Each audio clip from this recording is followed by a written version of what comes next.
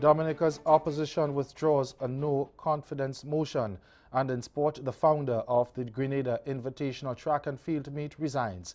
I'm Ricardo Robertson. This is Caribbean in 10 for Wednesday, September 19th. I'll be back with the details after the break.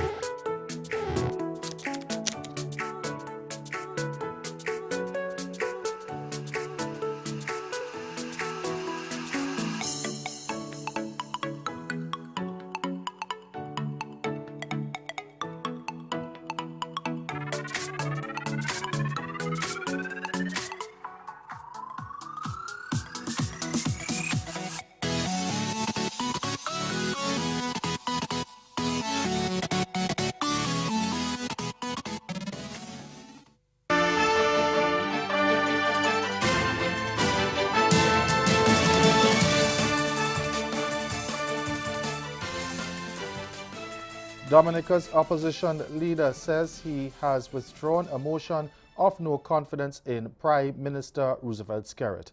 Speaking at a public meeting last night, Lennox Linton said the original motion had been watered down. It had been due to be debated in Parliament next week. And that motion too was totally reorganized and changed, and new words brought in and new format adopted to the point where I couldn't recognize the motion anymore. And so I too have asked that that motion as well be withdrawn. The one that they have standing in my name, which is not my motion, I've asked that it be withdrawn. In other news now, the Eastern Caribbean Supreme Court of Appeal yesterday dismissed an appeal by the former administrator of Antigua and Barbuda's Financial Services Regulatory Commission, who is fighting his extradition to the United States on 11 wire and mail fraud charges. Leroy King is wanted for allegedly facilitating a multi-billion-dollar Ponzi scheme carried out by disgraced Texan billionaire Alan Stanford, who operated businesses in Antigua for many years and is now serving a 110-year prison term in the United States. U.S. authorities had issued the warrant for King's arrest in 2009, and 1 year later, he lost his battle to challenge the extradition. He has since filed numerous unsuccessful appeals. King can now appeal before the London-based Privy Council, Antigua and Barbuda's final court. U.S. authorities allege he received thousands of dollars in bribes from Stanford to ensure the Antigua Regulatory Authority looked the other way and conducted sham audits of Stanford's operations.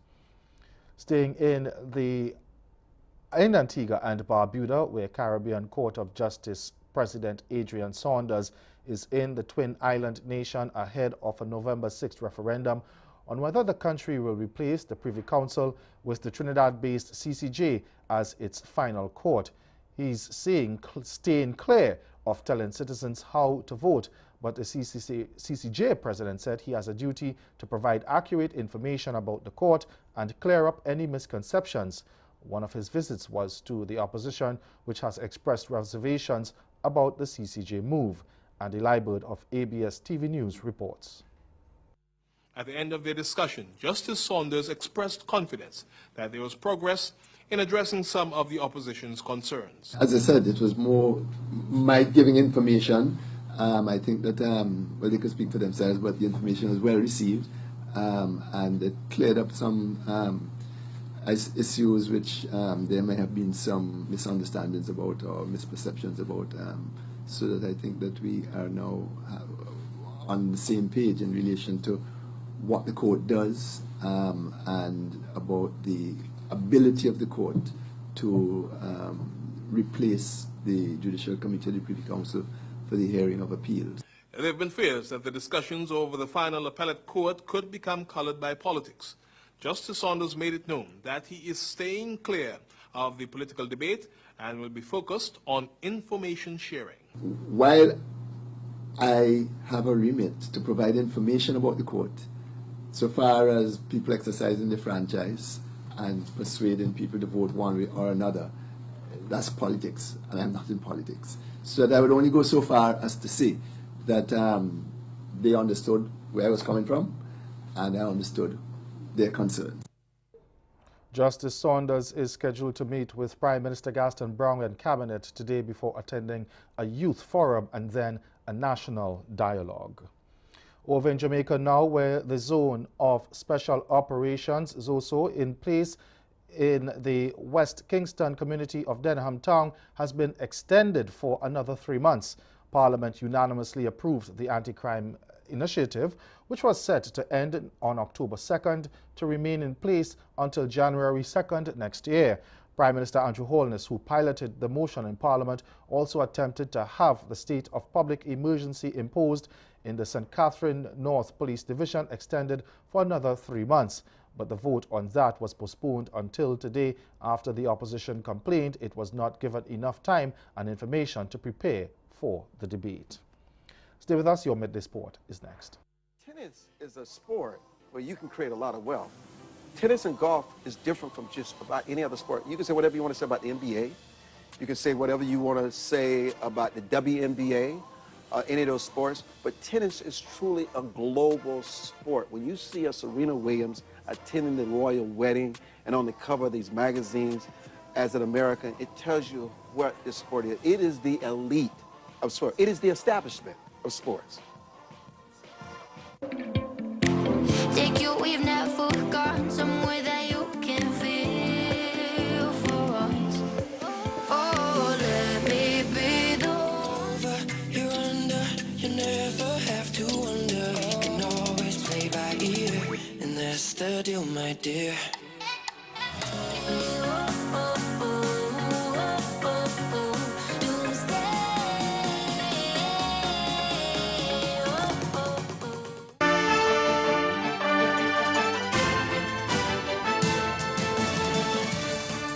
Welcome back. It's now time for sport. The founder of Grenada Invitational Inc.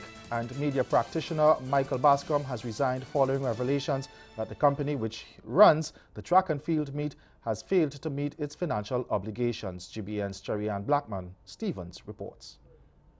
Founder of Grenada Invitational Incorporated decided to walk away from the Grenada Invitational. This comes following widespread allegations that a number of athletes that participated in the April Games are yet to be paid. In a response email issued earlier today regarding the status of the country's premier branded athletic event, Bascom outlined a number of reasons for his departure. His response says, and I quote, "I have repeatedly requested in writing information regarding the summary of the outstanding payments in the Grenada Invitational." Additionally, as the founder of the Grenada Invitational, Bascom said he found it necessary to bring to the attention of fellow directors a list of concerns and the urgency to address same, including the restructuring of the Grenada Invitational to ensure proper accountability.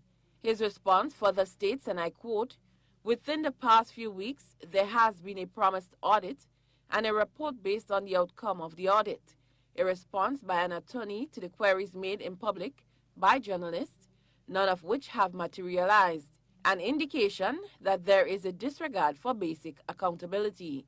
GBN tried to reach Fenton Frederick, whom we were told manages the finances of the Grenada Invitational. However, attempts proved futile. Bascom says he has informed the remaining directors of his decision, as well as informed the IAAF, NACAC, and other likewise organizations in a letter to the local directors. That's Caribbean in 10. Good afternoon.